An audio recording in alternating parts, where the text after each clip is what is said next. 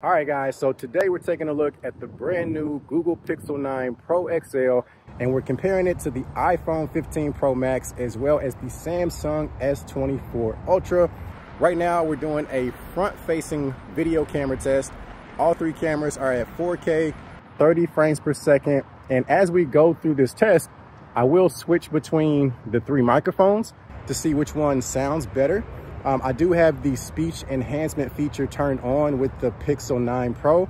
So yeah, you guys let me know which one you think looks and also sounds the best in the comment section below. So the next thing we're going to take a look at are just some basic side-by-side examples. And what I really want to focus on is the difference in terms of color science.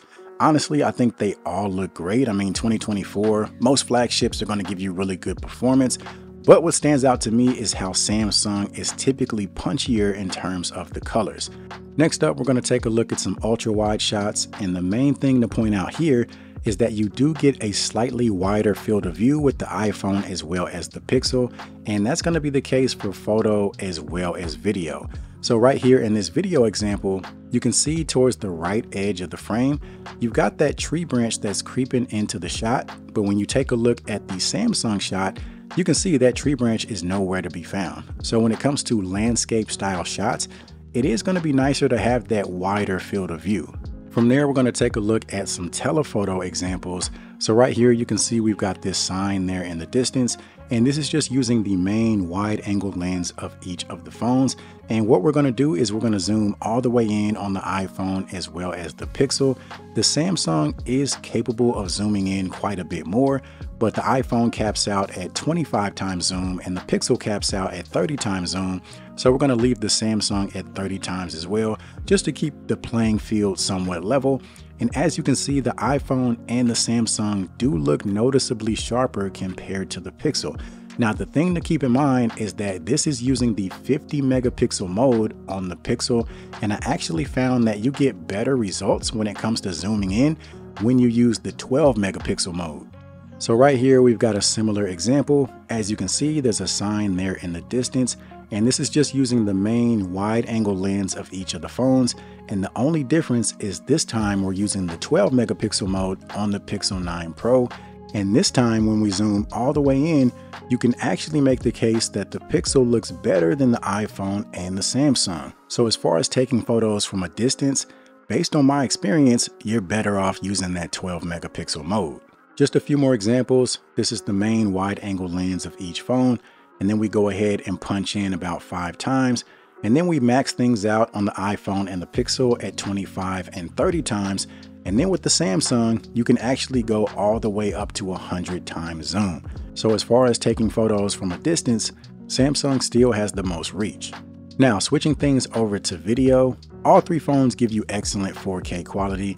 But when it comes to zooming in while you're taking a video, the iPhone footage falls apart way more compared to the Pixel and the Samsung. So right here in this example, we're zoomed in at 15 times on the iPhone and 20 times on the Pixel and the Samsung. And as you can see, the iPhone footage looks way worse. It's grainy, it's much more pixelated, whereas the Pixel and the Samsung footage is actually usable. If I wanted to post these, I wouldn't feel bad about doing so. Next up, let's take a look at some portrait mode examples. And this is one of those things where it really just comes down to personal preference.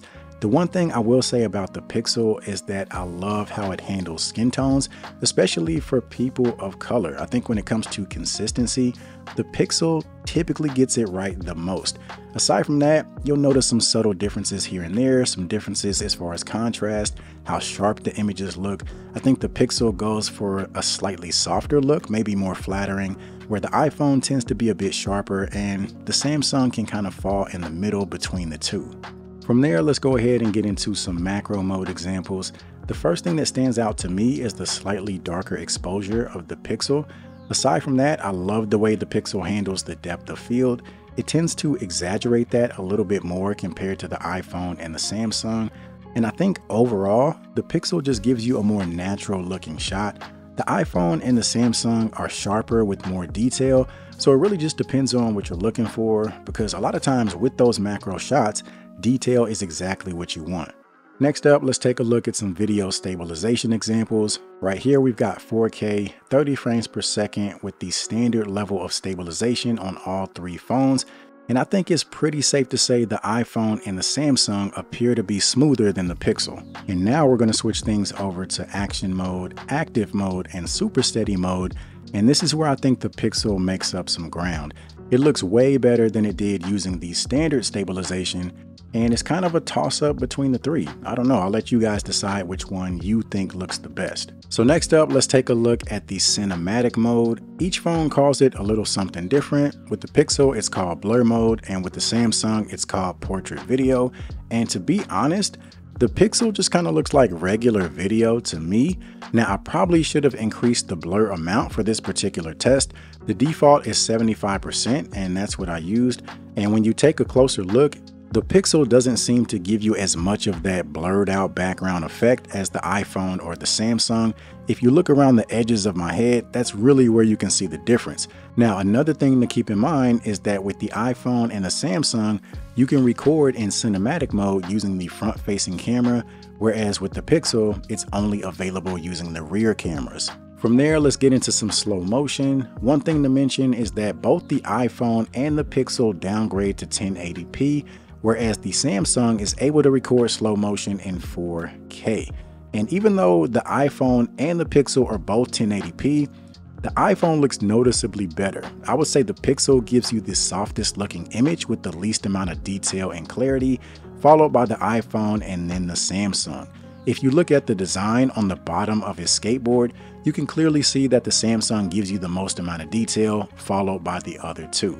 Speaking of detail, let's go ahead and take a look at some 8K video examples.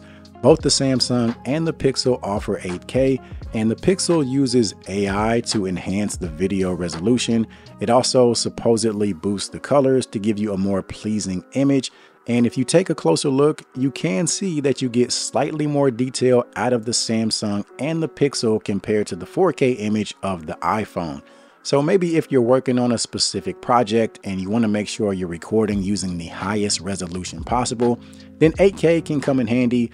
Otherwise, for normal day-to-day video use, 4K is typically more than enough. Something else to mention is that the processing to get those 8K video files out of the Pixel can take a while. Last but not least, let's take a look at some nighttime examples. If you're somebody that's into astrophotography, the Pixel has the night sight feature, which is really cool to play around with. It basically captures a mini time lapse. Now, it does take about 4 minutes to capture, so that's definitely something to keep in mind.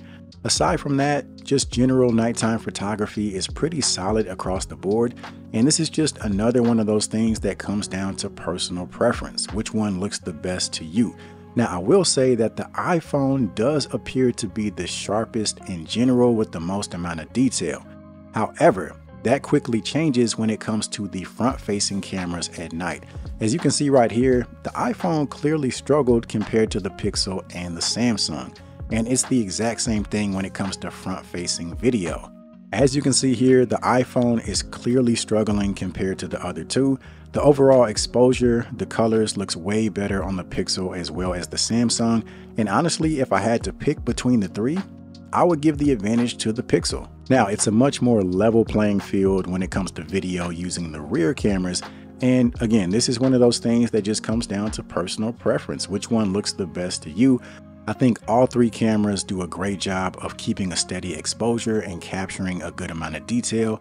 And then as we saw earlier, when it comes to zooming in while you're capturing a video, the iPhone footage falls apart the most. You can clearly see there's less detail, less clarity compared to the Pixel and the Samsung.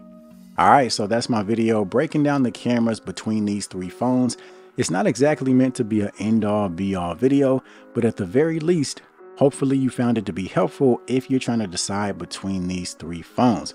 Now, if you did find it to be helpful, do me a favor, give the video a thumbs up. Also consider subscribing to the channel. And aside from that, I appreciate you guys as always, and I'll see you in the next one.